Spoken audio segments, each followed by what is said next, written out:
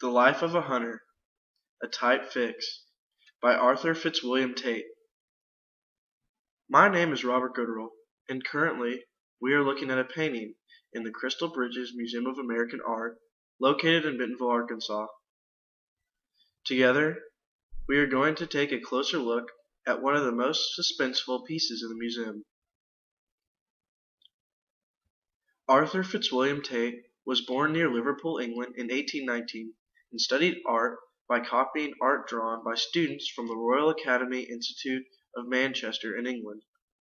Tate grew up with a love for the outdoors and wildlife, and those passions are seen throughout his artworks. In 1850, Tate moved to New York City, and around this time he also acquired a camp in the Adirondack Mountains, where many of his outdoor pieces are originated. In 1856, Tate painted The Life of a Hunter, a Type Fix. The Life of a Hunter, a Type Fix, was painted with oil on canvas in 1856. The lines of the painting are very distinct, as you can see if you focus in on the barren tree limbs in the background.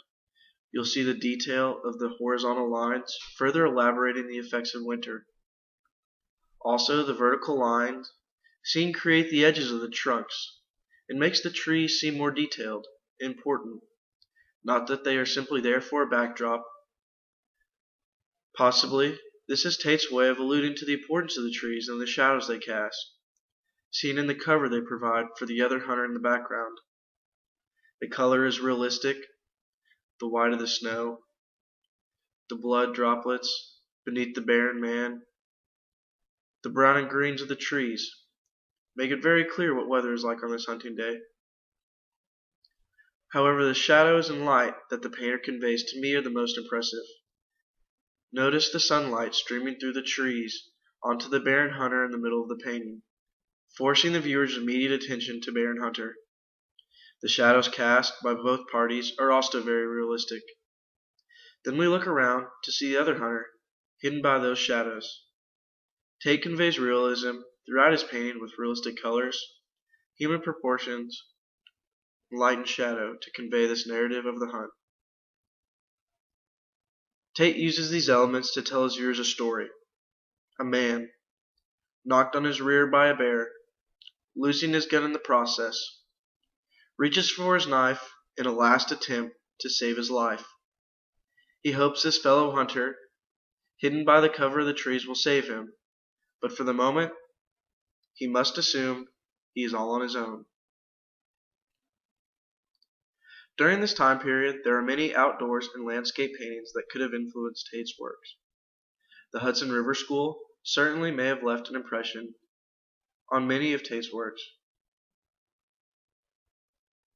In comparison to Kindred Spirits by Asher Brown Durand, The Life of a Hunter, a Type Fix is painted in different seasons, obviously.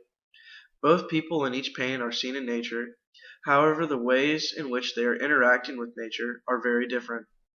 The men of Kindred Spirits appear to be studying the natural elements, possibly in an attempt to paint what they see. They seem to be appreciating the nature around them, while the men in The Life of a Hunter are more focused on survival. The detail in the trees seen in the background in both paintings is an interesting comparison. Both paintings show extreme focus on the trees, as well as both are seen to use light and shadow to accent attention onto the middle of the painting. Both parties are unafraid to show the roughness of nature. In Kindred Spirits, many of the trees are broken and dead, showing the force nature can have. In Life of a Hunter, this can be seen in the dead trees resting against their brethren in the background, and the dead grass poking its way through the snow. I chose The Life of a Hunter, a Type Fix because of its ability to draw on the viewer. Its size stands out. Hanging on the wall of Crystal Bridges, it is impossible to walk by without noticing. Also, the suspense of the piece forced me to come and take a personal investigation.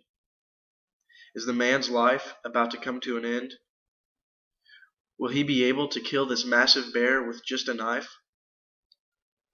Will his hunting partner shoot the bear, or not pull the trigger in fear of hitting his friend? Also, the painter's signature on the wood stump intrigued me, almost like it was painted in blood. But the blood of who?